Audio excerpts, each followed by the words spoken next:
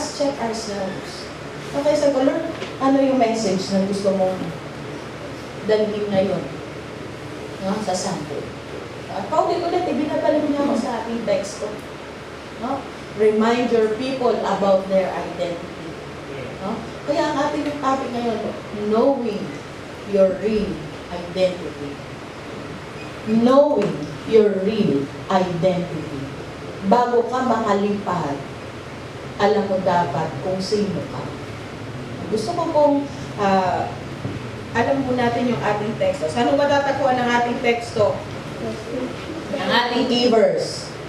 Sige, ng Sunday lang yun rin ang gagamitin natin ngayon. Pero yung isang, ito ay isa, no? Ang Diyos ay may mensahe. Hindi ko sinasabi kulang ang mensahe ni Pastor Marcos. Kundi, dito ko ibinalik ng Diyos eh. Hiningi ko to sa Kanya. Natatandaan niyo ba? Unang Pedro, chapter 2, verse 9 hanggang 12. Yun yung ating teksto, no? Sige, buksan muna natin doon. Unang Pedro, chapter 2, verse 9.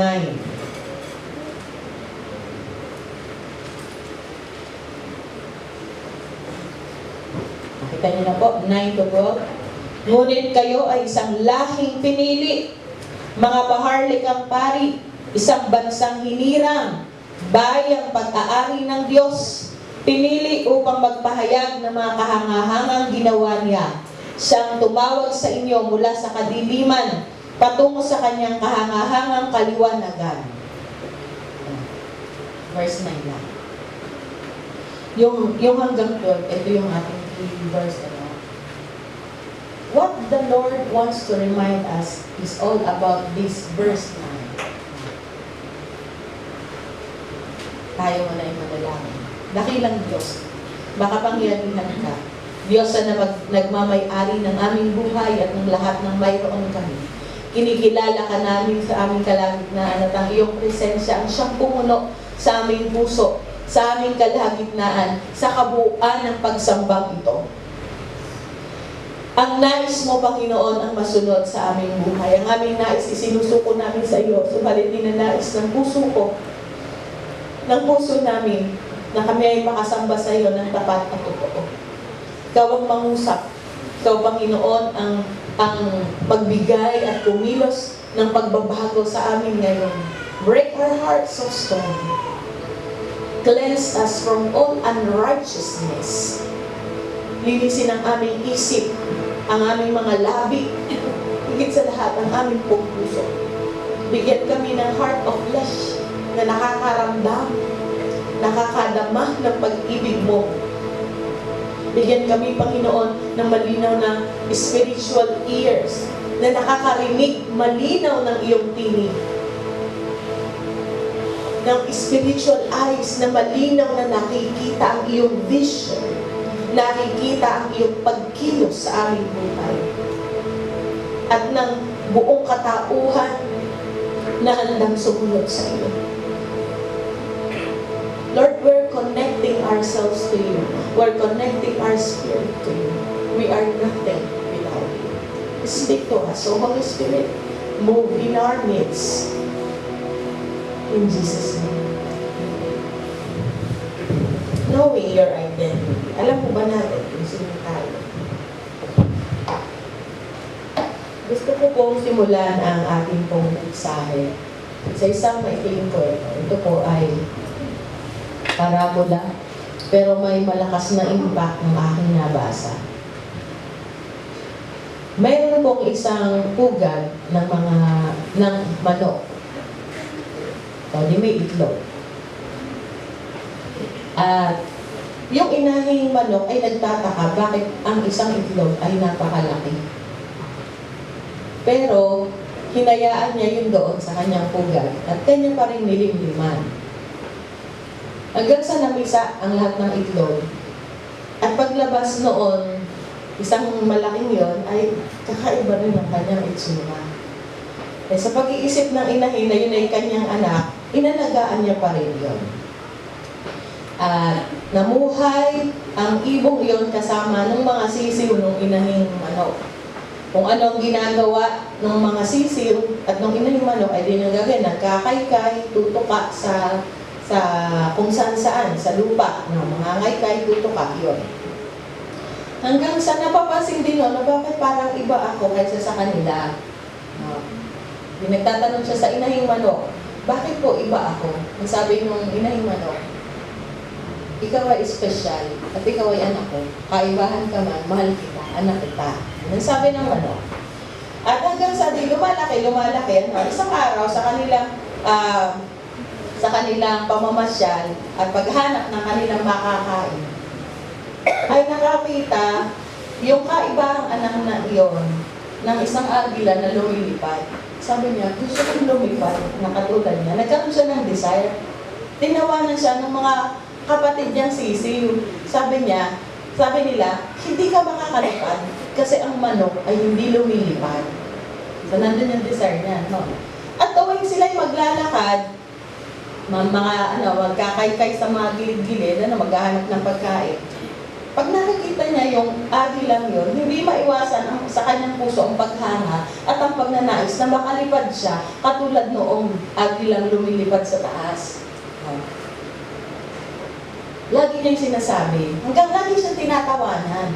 Sabi niya doon sa inahin, ina, gusto kong makalipad katulad niya. Sabi ng inahin, anak, tayo ay mga manok at ang manok ay hindi nakakalipad ng kasing taas ng paglipad mo. Sabi yun ko. Dahil lagi niya yung naririnig at nabuo na sa isip niya na siya isang manok, hindi niya na inisip yun. Nabuhay siya, lumaki siya na sa piling ng mga manok, pumakaykay sa lupa, tumutuka sa lupa katulad sa manok, hanggang sa mamatay siya, na sa isipan niya siya ay isang manok, pero siya ay isang agila. Na? Isang agila. Itaho ninyo, hindi naisip, hindi siya namuhay katulad sa agila dahil sa isip niya, siya ay isang manok. In connection sa ating pong tema, knowing your real identity, baka po dito may nag-iisip din na ganon. Ano po? Nang isip ay hindi siya agila ng Diyos. O ibig sabihin, hindi ka anak ng Diyos. Sinasabi mo lang, pero hindi nakikita sa buhay mo. No? Bilang mga Kristiyano, nakikita sa atin ang sistema ng Diyos. Nakikita at naisa sa pamuhay natin ang sistema ng Diyos. Hindi tayo ay Kristiyano lamang kapag linggo. At pagdating ng susunod na mga araw, nalilimutan natin tayo ay mga Kristiyano at namumuhay tayo sa kadiliman at na-enjoy natin ang offer ng dyablo. So that is knowing your real identity. Alamin natin, kagaya po ng sinabi, balikan natin, no? Your real identity will determine your value, no? Your true value. Ano yung identity na mayroon ka, yung pagkatao na mayroon ka, yan ang magsasabi kung anong iyong kahalagahan. At binigyan tayo ng Diyos ng pagpapahalaga. Sabi dito sa verse 10, kayo'y hindi bayan ng Diyos noon. No?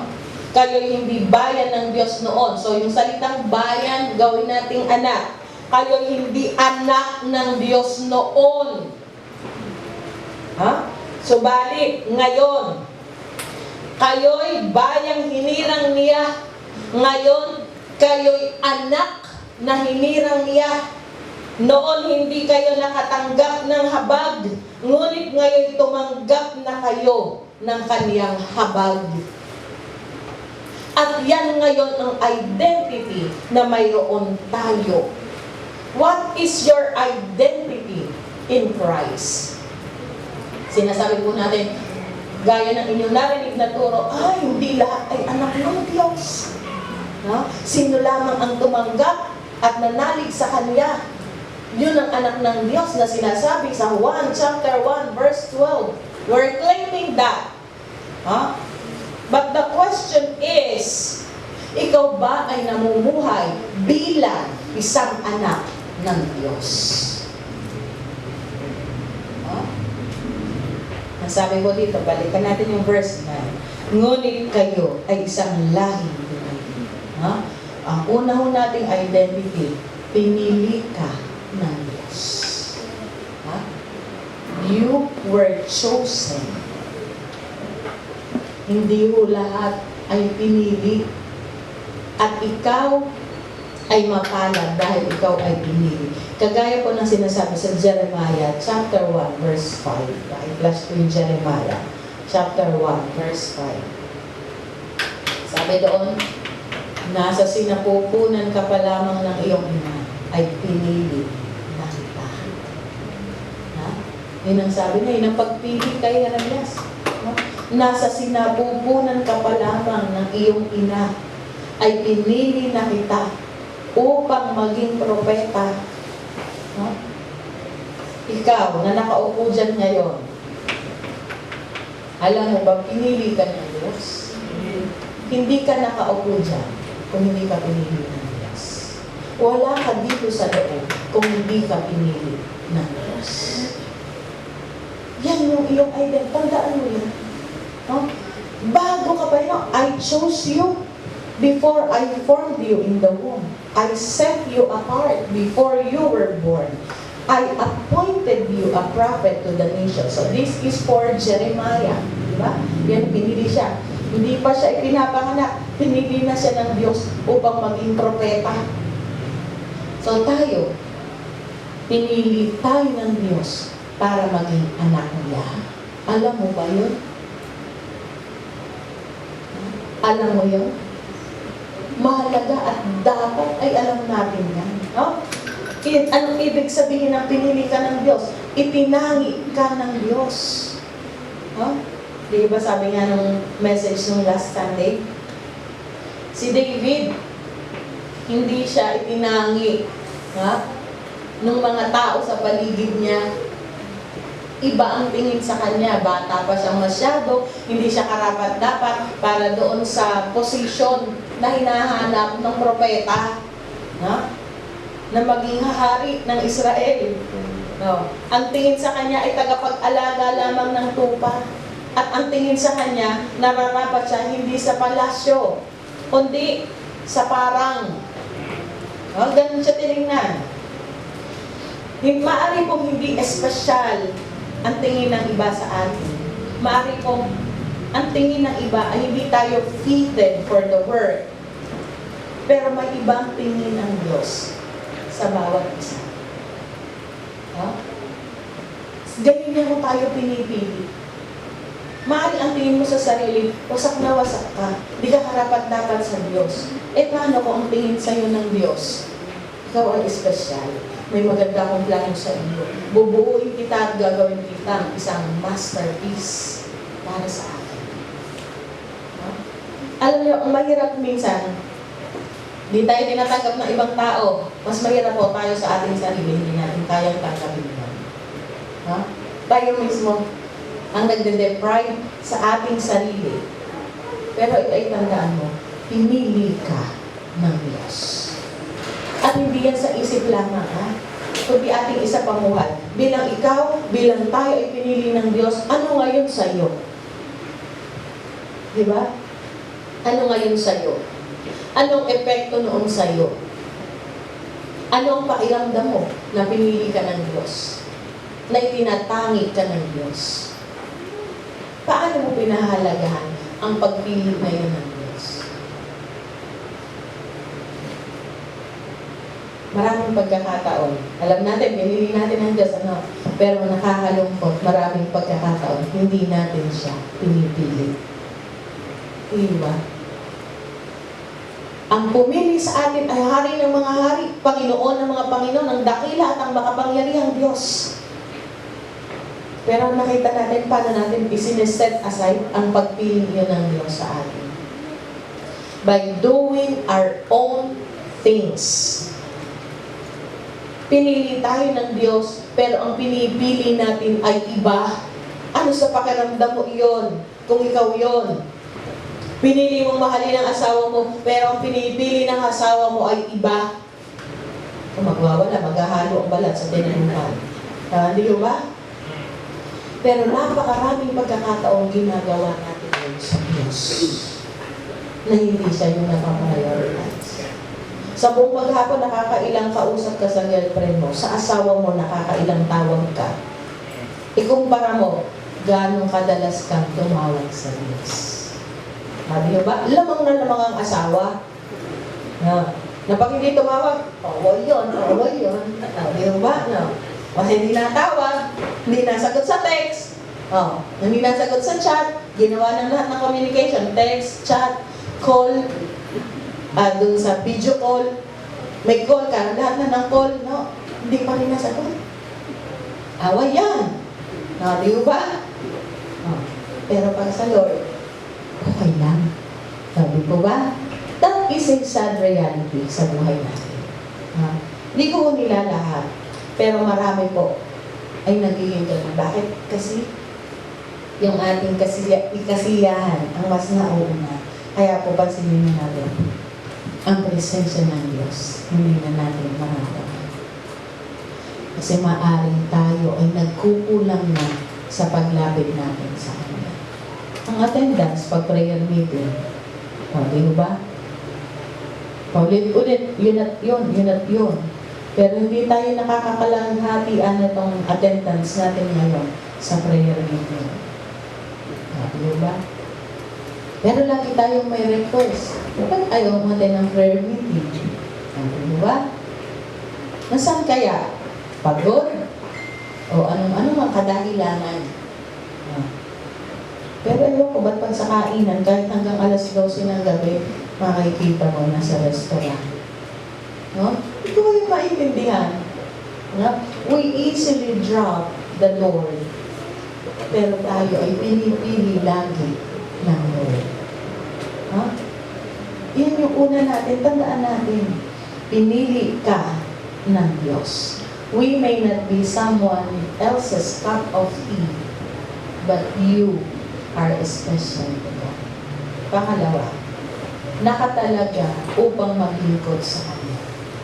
Sabi dyan, maharlikang pari. Kita niyo po yung description? Maharlikang pari. Kapag sinabing maharlika, alam niyo ba ibig sabihin ng maharlika?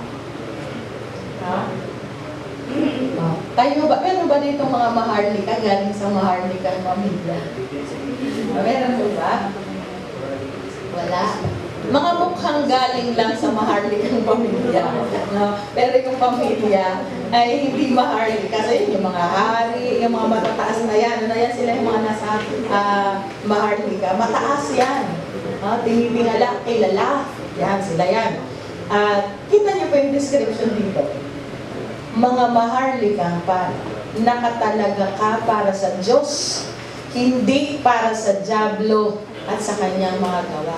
Maharlikang pari, mataas yung pagkatawag sa iyo ng Diyos, ibig sabihin. No, yung pari, ang katumbas niyan ay yung saserdote sa lumang tipan. Ang gawain ng mga saserdote ay maglingkod sa toldang tipanan. Ngayon mga saserdote, so sila ang nagdadala doon ng handog at sila ang nakikipag-ugnay sa Diyos na mamagitan para sa mga tao, ang saserdote. So yan ay service connected to serving the Lord. At kung ikaw ang sabi dyan ay mga maharlikang pari, itinalaga ka sa paglilingkod sa Kanya. Alam niyo ba yung mga saserdote, hindi niya kinukuha sa kahit na saan. Merong 12 tribes ang Israel, di ba? Alam mo natin yon? So ayan na, may 12 tribes. At sa isang tribe lamang kumukuha ng saserdote. Hindi ho sa kahit saan tribe doon sa 12. Hindi ho. Specified ang saserdote ay sa mga Levites. No? Sa mga Levita. Doon lang ho yung kinukuha. Hindi yan kukuha sa tribe ni Judah, sa tribe ni Reuben, o kung kanino pang tribe doon. Hindi. Doon lamang. No? Sa Levites. Sila, kita nyo, sila ay nakatalaga sa paglilingkod sa Diyos. Napakahalaga na malaman natin ito, ikaw ay itinangi ng Diyos at ikaw ay pinili niya upang italaga sa Kanya sa paglilingkod. Kung saan malapit ka sa presensya ng Diyos, Ikaw ang makikipag-ugnay sa Kanya. Ikaw ang mag-aalay sa Kanya. Kumusta naman po ang pag-aalay na ginagawa natin sa Diyos?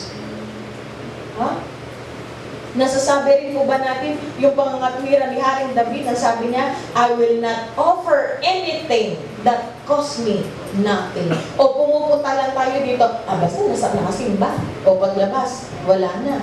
O, pag nasa loob ba ng church, tunog ng tunog ang cellphone, labas ng labas. Yung mga cellphone, magpapagawa ako dyan ng box, lagay ng cellphone. No. Pagkatapos sumimba, kukuhanin na lang doon ng cellphone, may pangalan doon. O, yan. No? Iwasan natin yung mga cellphone na tumutunog. Cellphone ko din, nadala ko din naman. Pero kung sinabihan ko yung mga tao, hindi akong tatawagan sa oras na ito pag ito. Nasa church ako. Huh? O kaya sabi niya, huwag ka linggo tumawag, Sabado mo ako tawagan, mag-usap kayo maghapon. No? Tulog na lang ng tulog. Nakaka-distract. Minsan, nag-feedback pa sa speaker. Tutot, gumagan sa cellphone yun. Ayun, nakaka-distract. No? Ibigay na natin ito sa Diyos. Wala nang makaka-distract kasi itinalaga Kanya para sa Kanya. Huwag mo siyang hahatian ng iba. Ito na nga lang, hindi ka na nga natin ng prayer meeting. Linggo na nga lang, hahatian mo pa ba naman ng Diyos sa oras na ito? Lalabas, bibili. Kumaintindihan. Kumain na kayo at magbusog. Bago pumasok dito, huwag na nating hatian ng Diyos sa oras na ito. Ibigay na natin niya sa Kanya ng buo. Diba? Inip na inip tayo sa panambahan. Pag nanonood ng basketball, kahit magdamagan. At hindi pwedeng a-absent. Nalilimutan mo ba nakatalaga ka sa Diyos? Pero you easily drop God in your life, in your service, in your time. Tapos hihingi ka ngayon ng kalapitan niya, ilayo ka nga ng layo. Hindi ba? Shame on us. Kasi hindi ka ng pagpapala. Nakakahiya mo. Itinalaga niya tayo. Tandaan natin yan. Yan yung ating identity. Nakatalaga ka upang maglingkod sa Kanya. Maharlikang pari. Mataas ang tawag ng Diyos. So there is no higher calling. Sabi doon sa inaawit natin, no greater honor. No? But to bow down in the presence of God. Check ourselves. No? Let us check our hearts. Huwag tayong magtataka ba? Bakit ganito nangyayari? Hello, baka nalalayo na tayo sa Diyos. No?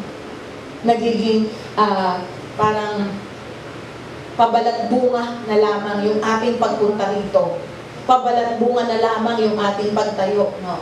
Tapos naging, tayo na mga pangapat ng sanggila na ito, paulit-ulit pa, mga matatapos. Nag-worship ka?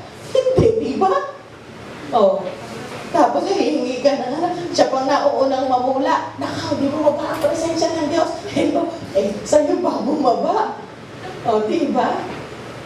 So, yung mga ganong bagay, ayun, nakita yung mga nakaka-distract mo talaga yan pagka yung nagkakamali yung lalo sensitive ka dun sa musika, pag nagkakamali sila. Nag-distract din yung mga yan pag nagkakamali sila. Pero itong mga bagay na ito, kapag tayo ay nag-focus sa gano'n, nawawala tayo sa ating konsentrasyon at sa presensya ng Diyos. So, maharlika kasi mataas na kalidad tayo, hindi tayo pipitsugin. Okay?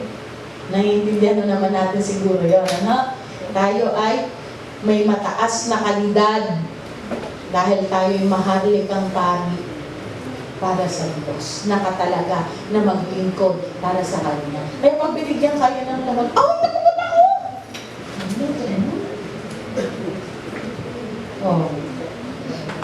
Yan ay napakagandang pribilehiyo ng mga paglingkod. Ay, wag ako, ilalagay mo dyan, ha? At kailan ka pa? Parating na ang Lord, sasabihin sa'yo ng Lord, ano anak ang ginawa mo? Masasabi mo na sa, wag ako Lord, ha? Wag ako Lord. Pero pag blessing, ako Lord! O, yan, di ba? Pag blessing, yan, ako. Pero pag yung maglilingkod, wag ako. Ha? Yan, nakakaya yung sa Lord.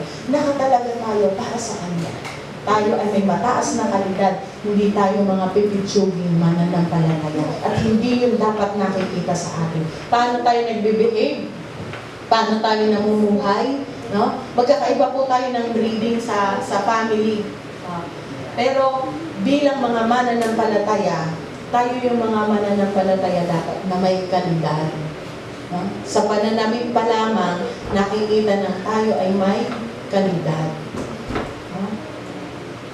Yung nauuso ngayon na yung garland na pera. No? Nakatawa ko talaga. Alam ko, nakita nyo rin yun, yung Manny Pacquiao versus ito. Si Manny Pacquiao, bilyon-bilyon ng pera. O, bulaklak ang sabit ng anak. Tapos itong isa, talaga namang para ng saya. No? Diba? Kayabangan ng tao. Laging siya ay maitaas.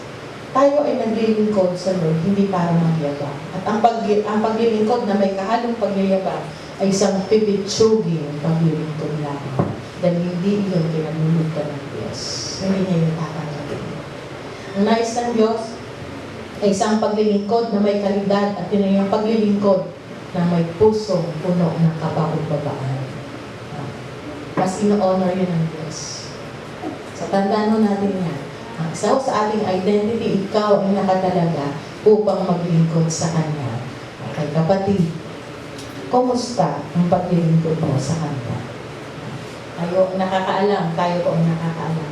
Nawa po, kagaya ni David, masabi natin, I will not offer anything that costs me nothing. No? Pangatlo, hinirang ka para sa Kanya. Ano pagkaiba? Hinirang. No? Tangi-tangi yun. No? It's a great opportunity to belong to God. Hinirang ka, pag-aari ka ng Diyos. Kaya lagi ko natin yung inilalagay doon sa t-shirt, God's property. No? Pag-aari tayo ng Diyos. At kung tayo ay pag-aari ng Diyos, tayo ay may value sa Diyos. No? Binibigyan tayo ng pagpapahalaga ng Diyos. Bilang mga anak ng Diyos, lumalakad tayo sa Kanyang katuwiran at nakikitang namumuhay ng mayroong kabanalan. Sabi nila, yung mga nasimba dyan ay laging ang gaganda ng damit. Hindi naman po yun sa ganda o sa presyo ng damit. Kundi nagdadamit tayo ng maayos. No? Kaya hindi na yung mga palabas-labas ang tiyan. Wala naman masyado na nakikita dito gano'n. Ano? Yung mga palabas-labas ang likod. At kung ano-ano pang gustong palabasin. Ano ba gusto niyong palabasin? No? Ano ba gusto nating palabasin? Di ba? O tingnan nyo, nung natutong magdamit ng maayos ang ating mga kababaihan, di ba ang gaganda? No. No. Tapos yung mga lalaki, nung natuto silang magdamit ng tama at maayos sa pagsamba, di ba ang gugwapo? O. Yan. At sa kalaunan, mukha ng mga tao. Kawan sila. Ang ganda ng tingnan. Talaga totoo, mukhang kagalang-galang. Ano ba ang gusto natin? Mukha tayong kagalang-galang o mukhang bawastusin? Di ba mas maganda mukha tayong kagalang-galang? Yung pag lumakad dyan, no? Hindi ka naman first lady, pero mukha kang first lady. Di ba? Mas maganda yung sa tingin, hindi yung pagtinignan ka, tumatingin sa'yo, prostitute. No? Di ba? No, labas ang tiyan, labas din dibdib. No? Kung ang gustong palabasin. Hindi tayo nakukuha ng atensyon at huwag mong hayaan magiging ka sa dahilan ng pagkakasala. Di ba? Sabi, sa aklat ng Mateo, kung ikaw ay naging dahilan ng pagkakasala, mainang pangbitina ng bato sa leeg at ihagi sa dagat. Kapag handa kaya ng mabigyan ka pa dito. At yung magsusuot ng gano'n mabigyan ng medal ng gano'n. Pagkatapos ng pagsamba, ihagi sa dagat. Di ba? So, huwag tayo maging pagkakasala at maging dahilan sa pagkakasala ng dahil sa kahinaan ng ating kapatid. Kundi tayo ay magpalakasan sa isa't isa, magpaalalahanan sa isa't isa. Bakit ang nakasuot ba ng long sleeves at mahabang palda ay pangit tingnan? Tayo ay magdamit ng nararapat at mukha tayong kagalang-galang at magmukha tayong mga pag-aari ng Diyos. No? Hindi tayo pag-aari ng Diablo. Tandaan mo natin yan. Kaya huwag mo nating hayaang gamitin ng Diablo ang ating mga katawan para sa kanyang mga gawain. Ang katawang ito ay ano? Templo po ito ng ano? Ng Espiritu Santo. Ng templo ito ng Espiritu. So huwag mo hayaang ito ay maging templo ng Diablo. Sa ating pag-iisip, sa ating ninanasa, sa ating pagkilos. So iingatan natin ang ating katawan. No? Be a woman of value. Be a man of value. Alam nyo, babae lang ang nagpapaself-hindi. Kahit mga lalaki din, minsan mga pa-abs nyo dyan. Mga nagpapakiyot din ng lalaki. Kunyari lang yan eh, hindi. Akala nyo, babae lang. Nagpapa-charming din ng mga lalaki. No. Yan. Mga abs. Dito meron maraming abs. Marami talagang abs. Ano meron dito? Maraming abs. Isang buong abs. So tayo ay hinirang ng Diyos. Itinalaga niya tayo para sa kanya. Pag-aari ng Diyos. Sabihin mo nga, ako'y pag-aari ng Diyos. Kaya walang anumang parte ng ating buhay, ng ating katawan, ng ating buong pagkatao ang dapat na maibigay natin sa Diablo. Okay po? So, ingatan natin ang ating mga sarili dahil ito ay templo ng Espiritu Santo. And it's a great opportunity to belong to God. Ang pang-apat, kinatawan ka para sa Diyos. Kinatawan para sa representative, pinili upang magpahayag ng mga kahangahangang ginawa niya. Tinawag mula sa kadiliman patungo sa kanyang kagilagilalas na liwanag. So sabi dito, no? Isa-isahin natin. Pinili upang magpahayag ng kahangahangang niyang mga ginawa. Ihinahayag ba natin ang kahangahangang ginawa ng Diyos? No? Dapat tayo ay active sa paghahayag. Hindi tayo ay active sa maritisan lang. No? So mas maging active tayo ay sa paghahayag natin ng mga kahangahangang ginawa ng Diyos sa ating buhay. No? Kaya dapat dadami ang nagte-thanksgiving pag prayer meeting. Ano? Kasi tayo ay magsasabi ng kahangahangang ginawa ng Diyos sa ating buhay. Alalahanin mo, kailan ka huling nag-thanksgiving? Diba? O tayo ay representative. Tayo ay kinatawan ng Diyos para ihayag ang kanyang kamanghamanghang gawa, para ipagsabi. No? Ipagsabi at ibigay ang credit sa Diyos. Huwag natin yung aangkinin. Hindi yung sa atin ang credit. Ang credit ay sa Kanya lamang. Di po ba? Sa Kanya lamang. Dahil sa Kanya nagmula ang lahat ng bagay at ang lahat ng mayroon tayo. Ang iyong buhay, ang iyong kalusugan, sa Diyos yung galing. Kung ano ang mayroon ka, no? Ang karunungan, kung di kanyang binigyan ng Diyos, kung mo ipagmalaki. No? So nakita natin mo siguro yun. Ano ba? Baka yun lagi ang credit. Kawawang tao, no? Kawawang nilalang. No? Sa Kanya lang talaga, all the glory and honor belongs to God. No? Sa Kanya yun. Kasi lahat ng himay-may ng ating katawan, galing sa Kanya. Diba? At hilingahan ng Diyos ang tao sa ilong at ang tao ay naging kaluluwang may buhay. So, He is our giver. No? Siya mismo. Siya ang nagbigay ng lahat sa atin, ng ating buhay. Lahat ng mayroon tayo. At siya ang humugis sa atin sa hugis na ito.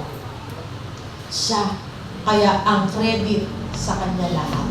Dahil, ano ba ang dala natin nung lumabas tayo? May dala ka bang kotse paglabas mo sa sinapupunan? Wala. Oh, may dala ka bang pera? Kahit piso? May hawak ka ba? Yung paglabas mo, hawak mo ganyan, tapos may hawak na pera. No. Ang alam ko lang yung may ngipin, ano? May pinapanganak may ngipin. Pero may nabalita na baka yung pinanganak na may hawak na milyones. Oh, di ba? Wala, di ba? Wala tayong dala kahit na ano sa lupang ito. Kaya wala tayong maipagmamalaki sa Diyos. Lahat ay galing sa Kanya. Pinili niyang pagpalain ka. No? Ginusto niyang biyayaan ka. yun ay galing pa rin sa Kanya. Maghirap, yes. No? Pero, tandaan natin, hindi yung galing sa atin. Ang Diyos pa rin ang nagpapala. Si Haring David, alam na yan. No? Tayo ay kinatawan ng Diyos upang ihayag ang kamanghamanghang ginawa niya sa ating buhay. Ano ang ating inihahayag? Ano ang ating ipinagsasabi? Ano ang ating ikinukwento? Baka nagkukwento tayo, Mari, confirm. Baka yun ang kwento ng buhay. Ito, meron akong ikukwento, makinig kayo. Ano? Mamaya na, hindi, ngayon na. Yan walang mga reaksyon na, hindi, ngayon na, sinabi nila, tapusin mo na. Gusto na agad malaman. Okay? Pwede nyo naman gamitin yung strategy na, sasabihin ka sa'yo. Alam mo ba, mahal ka ng Diyos? Magsisi ka na sa kasalanan mo dahil malapit na siyang bumalik. Sabihin sa'yo, ito naman! Yun lang pala. Kasi ayaw nilang marinig yan, di ba? Pwede ko yung strategy, ang strategy ni Marites, di ba? Para tayo ay pakinggan. Kasi tayo ay kinatawan ng Diyos para sa Kanya. So yun, ihayag yun. Ang pangalawang bagay dito bilang kinatawan ng Diyos, ang sabi dito ay ating maunawaan, tinawag na tayo mula sa kadiliman patungo sa Kanyang kagilagilalas na kaliwanagan. So, ang liwanag, ini-expose ang mga bagay na hindi tama. Ini-expose ng liwanag ang mga bagay na mali. Ang mga kapulaan, di ba? O kung tayo ay, kaya di po ba doon sa lugar na patay sindi yung ilaw? No? Tingnan niyo po, ang ilaw doon ay hindi ganito. Di po ba? Ang ilaw doon ay mga dim, mapupula. No, yan. At tingnan nyo, ba't patay sindi? Kasi para hindi mo mapagmasdan ang kanilang mga itsura. No, at kapag na-expose na sa liwanag, makikita mo, yung totoong mukha, hindi pala. No, di ba? At sa kadiliman, doon ginagawa ang mga masasama. At sa kadiliman, ang dyablo ang namamahala.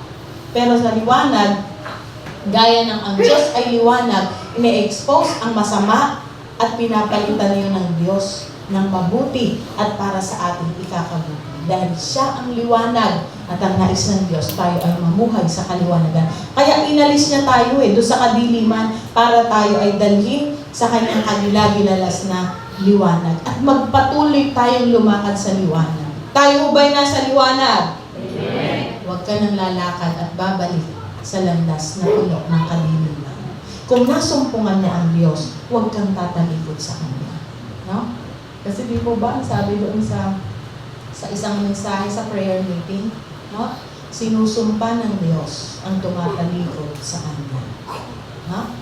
Susumpain ko, sinabi niya, ang sino mang tatalikod sa akin, nagsusumpain ko. Kaya minsan yung mga nagbabackslide, sa book of Hebrews, di po ba binigyan niya ng warning, at saka sa Santiago, meron din po yung paalala, na babala sa mga tumatalikod kasi baka hindi ka na makabalik. No? Baka hindi ka na makabalik. Kaya bumalik ka habang may panahon pa at magbago ng isip. Huwag kang tatalikod sa Diyos dahil siya ang bukal ng pagpapala. Siya ang bukal ng karunungan at siya ang pinagmumulan ng liwanag. Kapag tumalikod ka sa Diyos, ang masusumpungan mo ay kadiliman. Lalamunin ka ng kadiliman at gagawin miserable ng Diyos ang iyong buhay. Ang sino mang nagpapapasok ng dyablo sa kanyang buhay ay tiyak na magugulo. Ha? Guguluhin ng dyablo ang iyong buhay. Ikaw ay kinatawan para sa Diyos. Hindi ka kinatawan para sa dyablo. No? Kaya ang naaalipin ng dyablo, kita nyo, yung gloria ng Diyos nawawala sa kanyang mukha. No? Pero ang namumuhay sa presensya ng Diyos, makikita nyo yung glory ng Diyos nagniningning sa kanyang mukha. Ang mga anak ng Diyos na laging nagkakaroon ng pakikipag-ugnay sa Diyos, nagniningning sa kaluwalhatian ng Diyos. Diba si Moises, nang siyang katagpuin ng Diyos sa bundok, pagbaba niya, nakita ng mga tao nagniningning yung mukha, kaya tinakpan niya yung kanyang mukha. Tayo ay magningning kay Kristo. Yan ang ating identity. Pinili ka ng Diyos, huwag kang tatalikod sa kanila. Ikaw ay nakatalaga para maglingkod ka ng buong kagalakan hanggang sa huling sandali ng iyong buhay. Hinirang ka, pag-aari ka ng Diyos, hindi ka pag-aari ng dyablo, kaya walang bahagi ng iyong katawan at ng iyong buhay ang dapat na ginagamit ng dyablo. No? Ikaw ay itinalaga niya bilang kinatawan para sa Kanya upang ihayag ang Kanyang kamanghamanghang gawa at ihayag ang mabuting balita ng kaligtasan sa mga taong hindi pa nakakarinig nito. No? Saka ka maghanda sa iyong balita. Ngayon, alam mo na ikaw ay agila ng Diyos. At ang agila lumilipad ng mataas. Ninanais ang mataas, ang presensya ng Diyos. Ang presensya ng Diyos, hindi natin yan basta-basta ma-enjoy kung tayo ay malayo sa Kanya. Kailangan lumapit tayo sa Kanya. At sa paglapit natin sa Kanyang presensya, pupunuin tayo ng Kanyang kaluwalhatian at magre-reflect sa atin ang Kanyang kabanatan. Kaya yun ang bakit nasa bawat isa. Now you know your identity. Huwag natin niyang kakalimutan at huwag natin niyang hayaang nakawin ng dyablo kahit kailan. No? Kaya po, nawa tayo ay bigyan ng Diyos ng lakas para tayo ay makapagpatuloy at makalipad tayo palapit sa Kanya bilang mga agila ng Diyos. Tayo ay manalangin. Aming Diyos, marami pong salamat sa umagang ito, sa pagpapaalaala sa amin kung sino kami. Kami ay mga anak mong hinirang. Salamat sa pagpili mo sa amin. Bagamat hindi ka namin pinili at hindi ka namin pinipili sa maraming pagkakataon. Subalit nananatili na kami iyong minamahal. Kami iyong hinahanap kung kami nawawala at ibinabalik sa iyo. Salamat dahil binibigyan mo po kami ng dahilan upang aming maalaala ang iyong kabutihan. At sa identity na mayroon kami sa iyo, Lord, yun ay mag-manifest sa buhay ng bawat isa. Ngayon, nasa huling mga panahon na kami, makita mo nga nawa na ang buhay namin ay naisa sa pamuhay namin para sa iyong karangalan. At upang ikaw ay magalak, makita ang iyong bahagi sa aming buhay at kami magliwanag para sa iyo. Sa mundong ito na puno ng kalimutan. Maghari ka, Panginoon, hindi kami, kundi ikaw ang masunod. Hindi ang aming mga gusto at ninanais, ang pairali namin sa aming pong mga sarili, kundi hanapin namin ang iyong kalooban at ituro mo sa amin ang iyong daan, ang iyong kapamaraanan. Dalhin mo po kami, Panginoon, doon. I-direct mo po ang aming puso sa iyo. I-refocus namin ang aming isip sa iyo at amin po, Panginoon, maipagkatiwala lahat ng amin pong pinagdaraanan sa iyo. Kung kami man ay nasasaktan, kung kami man ay nasusugatan, ikaw ang Diyos ng aming kagalingan. Kung kami man ay napapagod, ikaw ang Diyos ng aming kapahingahan. At sa buhay namin, laging mahayag ka, magliwanag ka. Salamat po sa mensaheng ito. Pagpalain mo ang iyong mga anak at kami po ay makahayo, taglay ang iyong pangalan, buong lakas at buong kapangyarihan. Sa iyong papuri, ito'y aming dalangin sa pangalan ni Jesus. Amen.